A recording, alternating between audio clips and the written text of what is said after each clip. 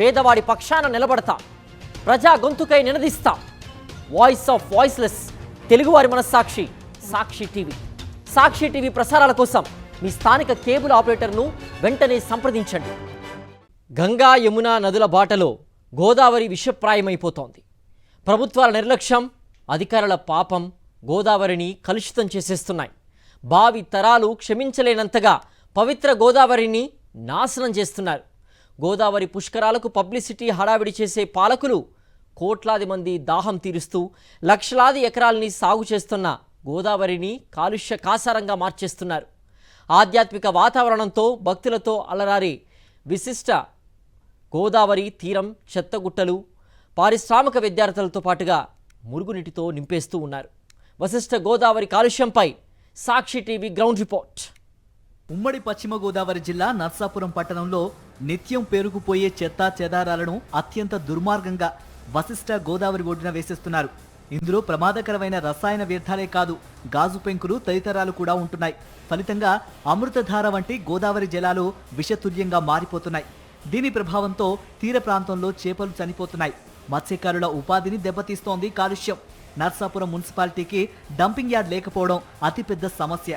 గత వైఎస్ఆర్ కాంగ్రెస్ హయాంలో dumping yard ఏర్పాటుకు నిధులు కేటాయించారు కూడా. అయితే ఆ తర్వాత ఎన్నికలు రావడం, కూటమి అధికారంలోకి రావడం జరిగిపోయాయి.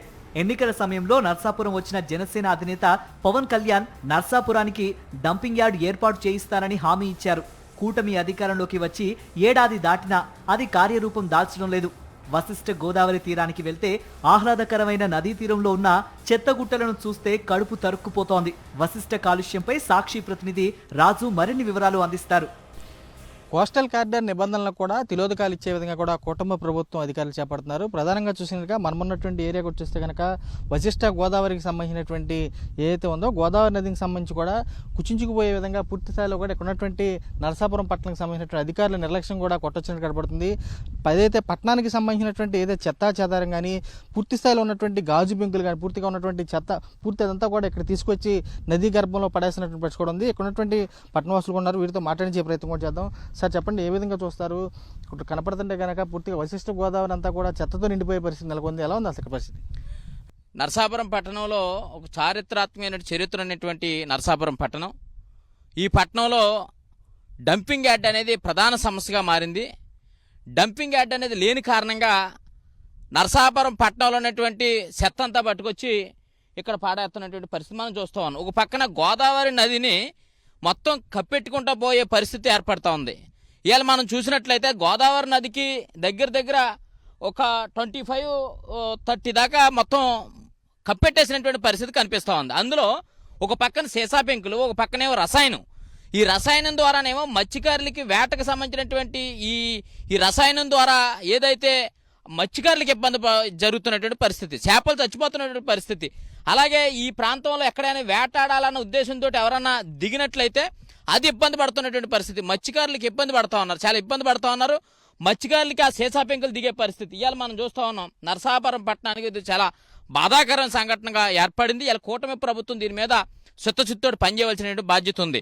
ఒక పక్కనేమో పవన్ కళ్యాణ్ గారు నేను స్వచ్ఛ భారత్ మీద పనిచేస్తా ఉన్నానని చెప్తా ఉన్నాడు. ఇంకో పక్కనేమో స్థానికంగా ఉన్నటువంటి శాసనసభ్యుడు అయినటువంటి ఏదైతే నాయకుడి గారు అదే పార్టీకి సంబంధించినటువంటి ఎమ్మెల్యే, కానీ ఇంతవరకు కూడా దీని మీద యాక్షన్ తీసుకునేటువంటి పరిస్థితి లేదు. ఇంకొకటి కొత్తగా తీసుకున్నటువంటి నిర్ణయం ఏంటంటే మున్సిపల్ సంబంధించినటువంటి అధికారులందరూ కూడా మీ చెత్తను మీరే పాడేసుకోవాలని చెప్పి ప్రజల్ని చెప్పే పరిస్థితి అవుతోంది.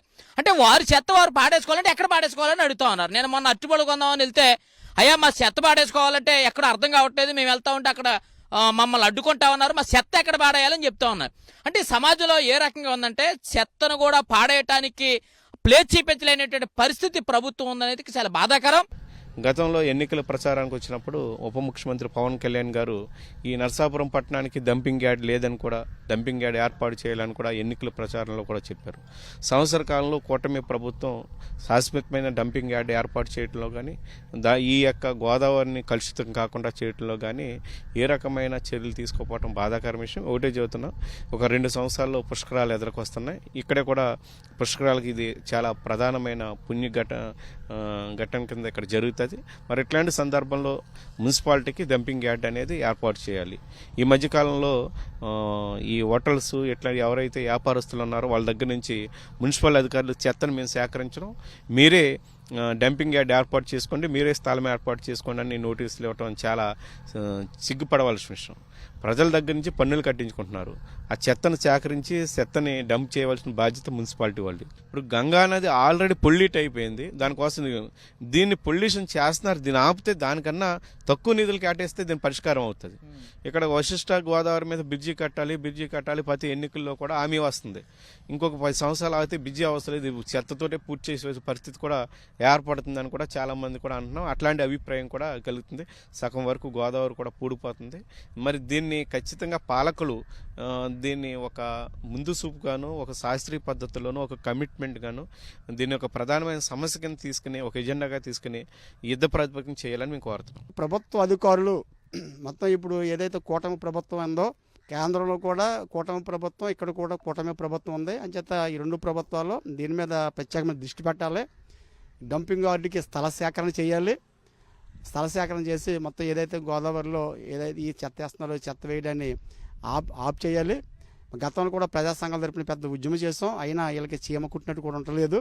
అంతే ఇది ప్రజారోగ్య సమస్యగా కూడా గుర్తించి ఆ రకంగా నర్సాపురంలో ఈ సమస్యను పరిష్కారం చేయాలని చెప్పేసి మేము డిమాండ్ చేస్తున్నాం. అడుగడుగునా కూడా ఉన్నటువంటి నర్సాపురం మున్సిపాలిటీలో ఉన్నటువంటి చెత్త అంతా తీసుకొచ్చి ఇక్కడ పూర్తి చేయడంతో నర్సాపురం పట్టణానికి కూడా వరద ముప్పు కూడా ఉంటుంది. మరోవైపు ఇక్కడ ఉన్నటువంటి రైతాంగం కానీ మత్స్యకారులకు సంబంధించి ప్రధానంగా ఇక్కడ ఉన్నటువంటి నర్సాపురం ఏరియా కూడా ఎక్కువ గ్రామాల్లో మత్స్యకారులు ఉంటారు. అలాంటి మత్స్యకారులకు సంబంధించి కూడా ఈ చెత్తా చెదారం వేయడం ద్వారా ఇక్కడ ఉన్నటువంటి వ్యర్థాలు కూడా వెళ్తుంటూ వలలకు సంబంధించినటువంటి చేపలు కూడా పడినట్టు పరిస్థితి. కొన్ని గ్రామాలు అయితే పూర్తి స్థాయిలో దిగువన ఉన్నటువంటి గ్రామాల్లో కూడా చేపలు కూడా చనిపోతాయని చెప్పి వీరు కూడా చెబుతున్నారు. మరోవైపు ప్రధానంగా కూడా కూటమి ప్రభుత్వం ఏదైతే అధికారులు ఉందో ఈ ప్రభుత్వం కూడా యుద్ధ ప్రాతిపదికన కూడా గత ప్రభుత్వంలో ఏదైతే నిధులు కేటాయించారో ఆ నిధులకు సంబంధించి సద్వినియోగం చేసుకుని పూర్తి స్థాయిలో కూడా డంపింగ్ యార్డ్ ఏర్పాటు చేయాలి. లేకపోతే వశిష్ట గోదావరి కూడా కాలుష్య కాసారం కూడా మరింత పెరిగిపోయే అవకాశం ఉంటుందని చెప్పి వారు కూడా స్పష్టం చేసి ప్రెస్ కూడా కనబడుతుంది. విజయ నరసింహతో రాజు, సాక్షి, నర్సాపురం నుంచి.